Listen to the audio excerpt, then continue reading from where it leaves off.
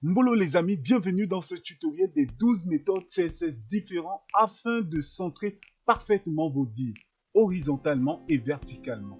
Lorsque nous travaillons sur la mise en page d'une page web, il est souvent nécessaire de centrer le contenu de nos divs à la fois horizontalement et verticalement. Cependant, trouver la meilleure méthode pour réaliser cette tâche peut parfois être un défi. Heureusement, il existe de nombreuses façons différentes d'atteindre cet objectif en utilisant des propriétés CSS appropriées. Dans ce cours, nous explorons 12 méthodes populaires pour centrer parfaitement vos divs horizontalement et verticalement. Chaque méthode sera expliquée en détail, en accompagné d'exemples concrets pour vous aider à comprendre et à mettre en pratique ces techniques. Préparez-vous à découvrir des astuces CSS qui vous permettront de maîtriser l'art de centrage du contenu dans vos pages web. Donc ici, nous sommes sur notre page.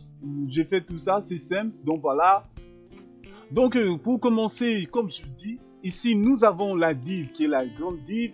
Et à l'intérieur, il y a une petite div qu'on va centrer notre contenu. Voilà. Ici, container dans la grande div et center weight.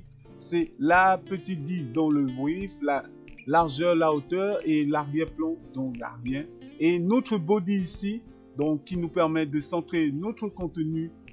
Voilà les divs, tout ça. Et ici, j'ai mes lignes horizontales et verticales qui sont noires, qui va nous permettre de centrer. Donc voilà un peu les amis.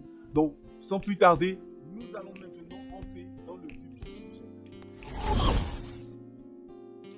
Mais comme première méthode, c'est la méthode avec des flexbox. Donc, grâce aux flexbox, nous allons les centrer. Vous allez voir, nous allons venir au niveau de, ici, container.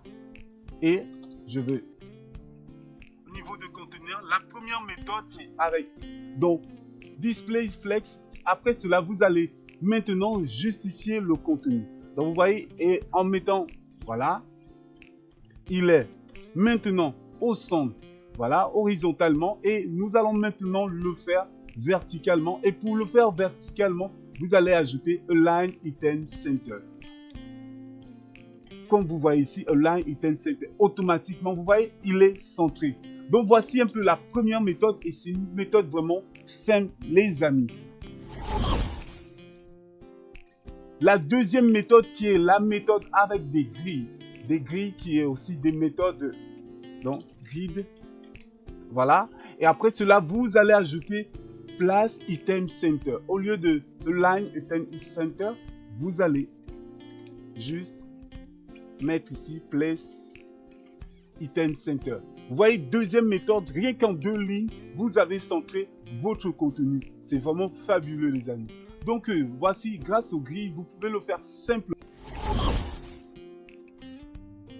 Et comme troisième méthode où nous allons utiliser le transform et translate. Voilà le conteneur et ici, vous allez le mettre en position absolue.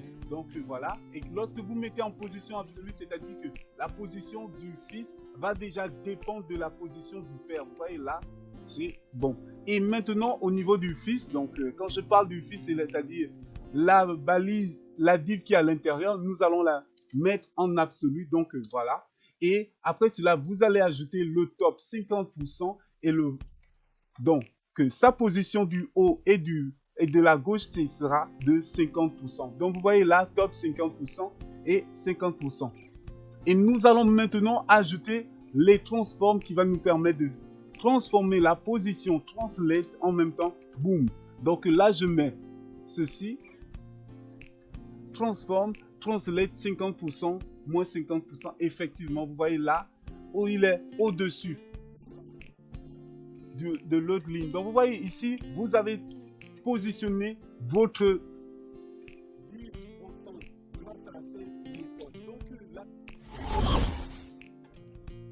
on garde cette position relative et à l'intérieur, vous allez garder la position absolue et nous, on va faire quoi? Là, au lieu de 50%, 50%, nous allons mettre 0% partout, en haut, en bas, et à droite, à gauche, à droite.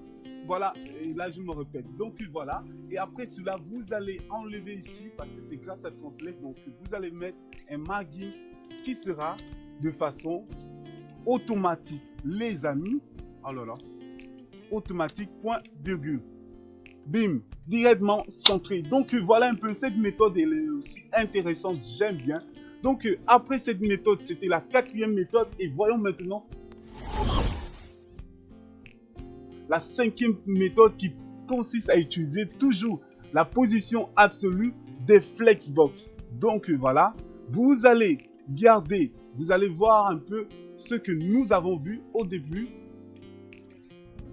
Nous allons faire ceci. Donc position relative flex, justify counter center. Nous allons enlever tout ceci. Voilà. Et après, item align center. Vous voyez, là je viens, j'ajoute item align center. Vous voyez là ce que nous avons normalement au début. Mais la méthode en absolu, vous allez voir, position absolue. Donc, ma position va dépendre de la position de la balise paire. C'est-à-dire, vous voyez là, le train qui était au-dessus passe au-dessous. C'est-à-dire, là, vous pouvez superposer. Lorsque vous superposez vos divs, c'est grâce à cela. Donc voilà, c'était comme ça la cinquième méthode. Et voyons maintenant la sixième méthode. Nous allons maintenant voir comment cela se fait. Là, au niveau de votre conteneur, je viens, voilà. J'ai ceci au niveau de mon conteneur. Display, table cell.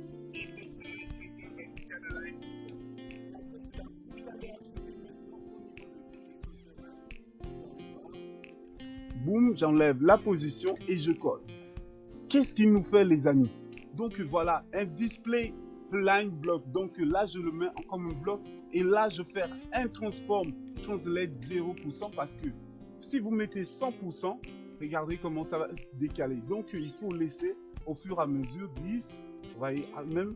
Et là, vous mettez 0, il est centré. Donc voilà un peu cette méthode. C'est vrai que cette méthode, elle est vraiment difficile. Pour ceux-là qui ne connaissent pas du CSS, mais qu'à cela ne tienne, je tiens déjà à vous féliciter.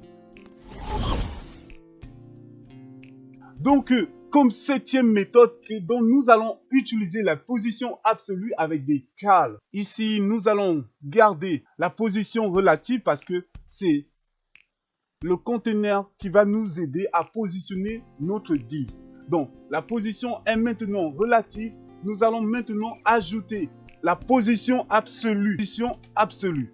Et en ajoutant la position absolue, vous voyez ici, il est décalé.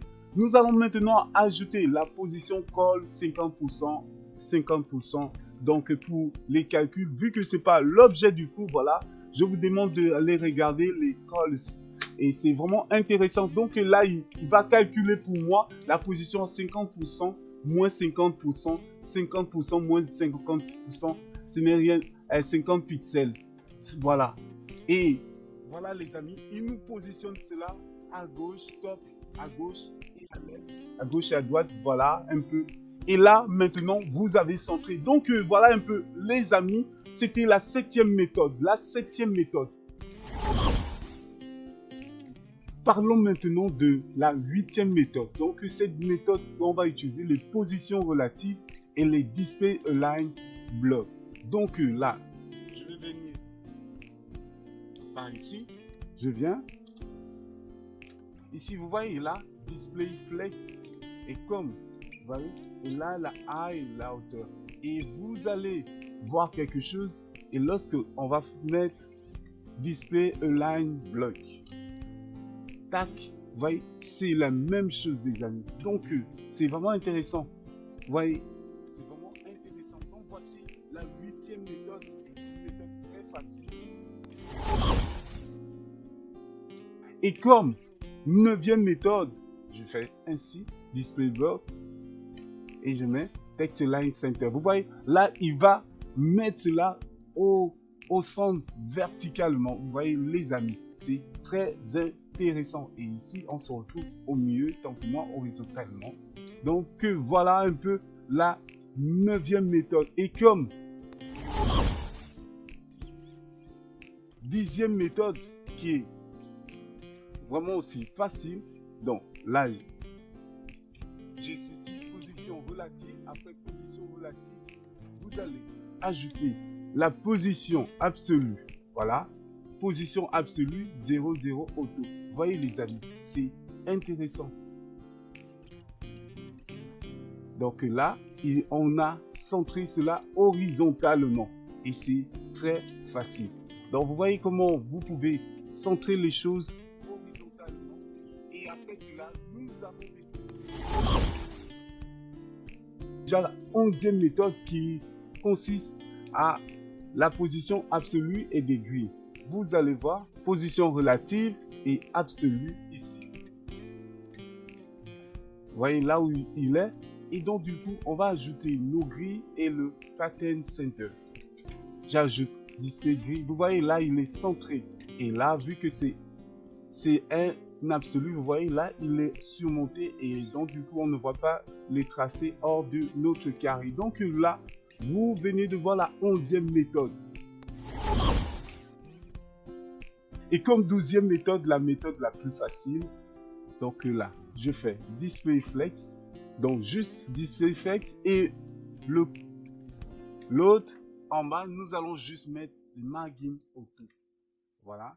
Boum, vous voyez, il met les marges automatiquement à gauche et à droite et là, il est centré. Donc voilà un peu la 12e méthode. Et donc, comme vous l'avez vu, c'est très facile les amis et ces 12 méthodes pourront vous aider à voir comment centrer vos données horizontalement et verticalement. Et ne manquez pas de vous abonner et de liker. Et sur ce, on se dit ciao.